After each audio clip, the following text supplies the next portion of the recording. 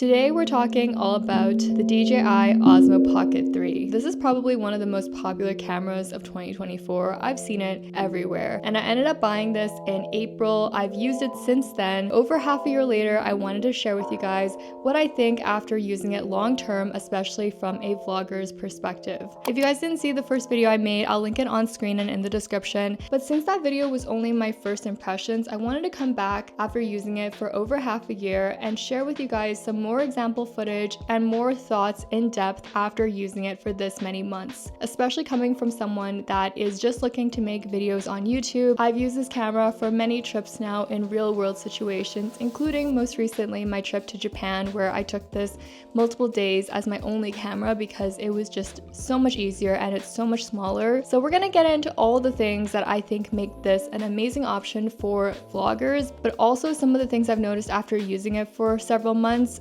that I think could be improved and think you should know before you pick it up for yourself. Before we dive into it, I just want to be transparent that this video is in partnership with DJI. However, I bought this camera by myself in April. I'm very, very grateful for the opportunity, and DJI is a brand that I have really fallen in love with since I got this camera. All right, let's get into it. First, want to recap why I decided to get this camera, and just keep in mind I'm not a photographer, videographer, or professional tech reviewer of any sort. These are things that just stood out to me as I've made content for this YouTube channel. For the videos that I make, I wanted to use this as a vlogging camera, and especially when I'm on the go. I previously used the Sony ZV-1, and that was such a nice compact camera, but it had some big issues that I was not a fan of. One is stability. That became an ongoing issue that I'll show you examples of. And two was the low light performance. Both of those were really important to me, especially when I was on the go. So when I heard about the Pocket 3, a lot of people talked about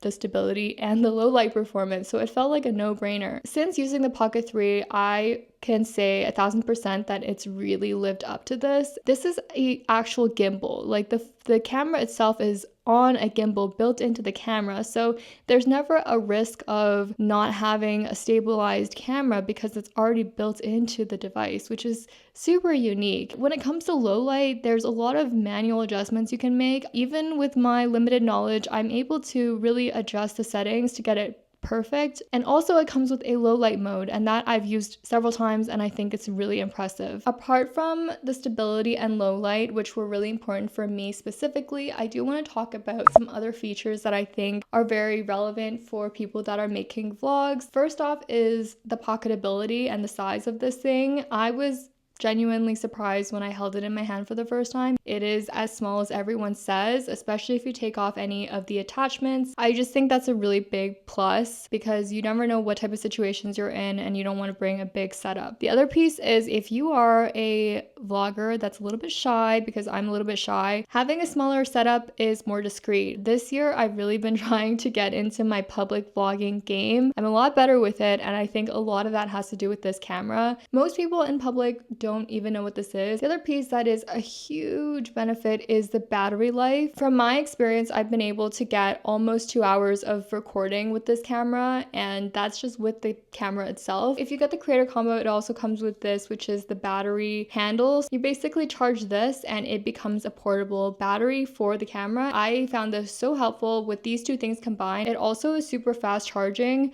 From my experience, I can get it to about 80% in about 20 minutes. There's nothing worse than bringing your camera and then it dies and you've only got like half the footage you needed. I had not the best experience with the battery life of my Sony ZV-1, and that's something that I briefly talked about in the first video I made. Your camera should just have decent battery, you know? Since I already mentioned the battery handle, the next thing that I think is a huge benefit is the creator combo. So if you guys don't know, when you buy this camera, you can choose either the camera itself, which is just the body, or you can get this, which is a combo, and it comes with all the extra accessories exclusively for the Pocket 3. I think everything in this combo is 1000% worth it. There's not a day that I use this camera and I don't use the accessories. I think if you have existing accessories or you want to have your own setup, that's totally fine. And I've seen people that just buy the base camera. Personally, I love everything that it comes with. I didn't talk about this yet, but this is part of what comes in the creator combo. This is the DJI Mic 2, and everyone talks about how amazing it is. It truly is as great as everyone says. It syncs up to this camera without any wires, any plugins. You literally just turn it on, and that's amazing. This is the case that you put the camera into, and inside of that it comes with a wide angle attachment lens, which has been so helpful when I was traveling and I was trying to get some clips in really tight spaces. This was perfect because I just popped it on and you literally get such a wider frame and is so compact. I think they made this whole setup and this whole kit very strategic to appeal to someone that's making vlogs. I put the mic onto this case. A lot of people do that. I've seen people clip this mic onto spatulas and other things, but you can also clip this to your shirt. My collar is not really doing it justice, but you can clip it to your shirt. I personally just love a good prop, so I'm gonna hold it like this. Or I've seen people clip it onto things nearby. Totally up to you. You don't need to use this mic though. In fact, this is what the camera sounds like when I've disconnected the microphone, and I could definitely just use it as is. I have a bunch of clips that I just use this instead of turning this on, but because it's so easy to turn this on, and I do think the audio is better from this, I just prefer, if I have the time, to use this instead. So if you're thinking about whether you should save $100 and just not get the creator combo, I'd say 1000% you should just spend that $100 and get everything that comes with this combo. I truly think if you're going to use this camera, you are going to use these accessories. Another benefit that I've really come to appreciate is the ActiveTrack feature. Using ActiveTrack basically means that the camera will follow you wherever you're moving. To be honest, I thought it was really cool at first, but I was worried that it might be a little gimmicky or I might not actually use it. And I can say that after having traveled, filming myself without anyone else around, it is so nice. And then the last thing that I think is a huge benefit, kind of goes without saying, but this is so incredibly easy to use, and that is a huge plus, especially for people that might be just getting into making videos or this is their first camera. I think this is a great camera if you're graduating from your phone, which is still a great tool, but this is going to give you a lot more capabilities than just using your phone, and it's so intuitive as well that you really don't need to do a lot of research.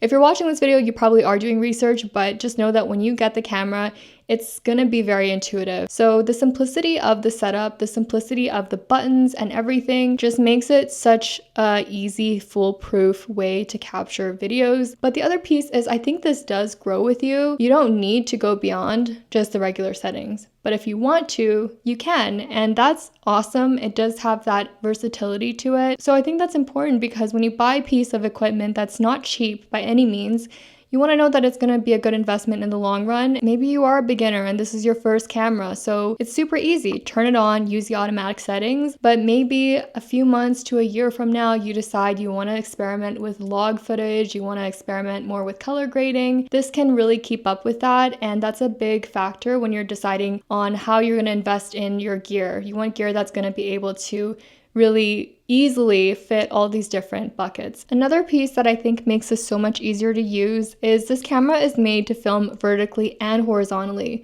So if you're looking to create content for social media on different platforms, you don't need to worry about having to reconfigure the setup. You literally just have to flip the screen and it'll film in the vertical format, or flip it the other way and you can film landscape like I am for YouTube. So a lot of positives when it comes to this camera, and I think most of the things I have to say are positive. But after using it for over half a year, I want to share with you guys some things that I think could be improved upon. First thing is maybe a small detail, but things that I do notice and I can't unnotice after I see them is if you are using this camera and you're walking, there's a little bit of a bobble that happens because this camera is on a gimbal. It has a built-in gimbal. It's constantly trying to stabilize your footage. What I think is happening when I'm walking is it creates a little bit of a bobble movement that happens, like if I'm walking faster or, my movements are a bit more noticeable, and the footage kind of looks like a bobble up and down. I've heard other people talk about this with their cameras, so I realize it is a universal thing that others are experiencing. I don't think it's distracting necessarily, but it is noticeable. I'm trying to film a clip and I really don't want any bubbling to happen. I'll just stop walking and I'll film it from where I am so that I avoid any of that movement. So another thing that is actually what I'm holding now is the carrying case. This comes with the creator combo, which is fantastic because it's already coming with the case. Usually, instead of bringing this whole case with me when I'm on the go, I'll just bring the camera in this and then I'll bring the microphone and the tripod that it comes with. However, what I've realized is you do have to be careful about where you put this in your bag, if it's gonna be rubbing against anything else. Sometimes the camera has actually rotated, so the lens is no longer protected when it's in this case. Something to think about and something that I just try to be extra careful with. I do hope maybe in the next version, or maybe they'll release a case that's separate that you can buy on its own, that it'll have a bit more protection.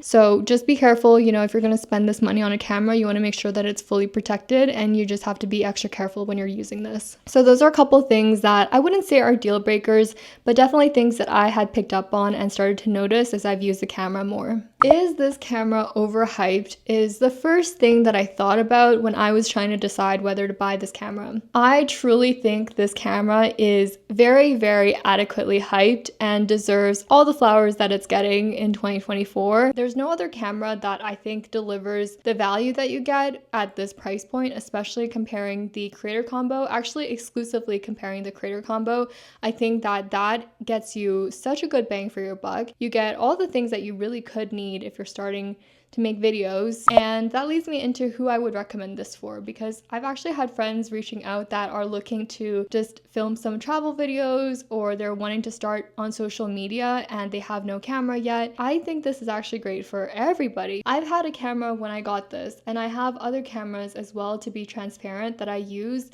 on a regular basis, but I still come back to this because of all the things that I think stand out from a vlogging perspective. Like, the portability is massive and the accessories that it comes with, this microphone, are amazing. I think that this is very, very versatile and fully deserving of the hype that it gets. I've talked a lot about vlogging because those are the videos that I primarily make, with the exception of some of these videos, but I also know people that are looking to make more cinematic style videos, and there's a ton of ways that you can use this for cinematic footage as well, traveling as well, or if you're just sitting and talking. I've used this camera this whole video for that, and it's done exactly what it needs to do. So with all that said, I hope this gives you some insight about what it's been like to use this camera for this many months, and also I hope you enjoyed seeing the clips of the example footage. I'll leave some links below of videos where I primarily filmed with the Pocket 3, so you can see exactly what that footage looks like. If you guys have any other questions, feel free to leave them in the comments below. I'd love to know what you guys think. If you tried the Pocket 3, or if you're interested in getting it at some point, let me know in the comments. If you haven't already liked this video, make sure to give it a thumbs up. It really helps support my channel. Thank you so much for watching, and I'll see you guys in the next video.